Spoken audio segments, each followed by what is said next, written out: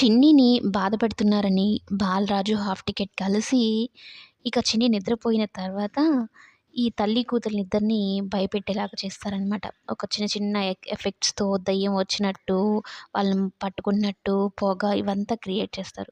ఇద్దరు భయపడిపోతారు.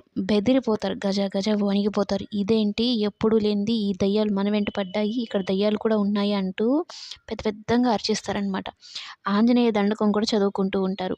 ఇక వాళ్ళిద్దరిని చూసి అంటే భయపడుతూ ఉన్న వాళ్ళని చూసి వీళ్ళిద్దరూ హ్యాపీగా నవ్వుకుంటారు. చిన్నిని బాధ పెడతారా? మీకు సరైన బుద్ధి జరిగిందిలే అనైతే అనుకుంటూ. ఇక ఇద్దరు మంచం కిందకి వెళ్ళి భయపడిపోతూ ఉంటారనమాట.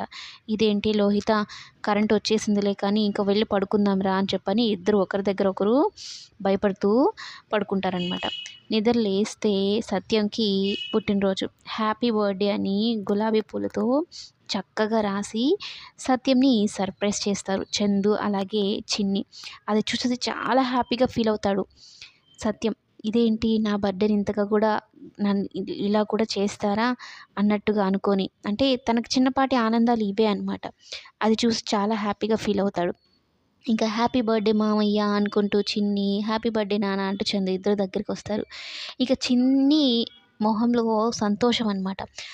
ఆ సంతోషాన్ని చూసి సత్యంకి చాలా రోజులవుతుంది. ఇంకా చిన్ని అలా సంతోషంగా ఉండడం చూసి సత్యం కూడా చాలా హ్యాపీగా ఫీల్ అవుతాడు.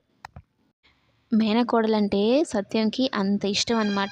తన సంతోషము, తన చెల్లి సంతోషము, తన పిల్లలతో పాటుగా వీళ్ళు సంతోషంగా ఉండాలని కోరుకుంటాడు సత్యం.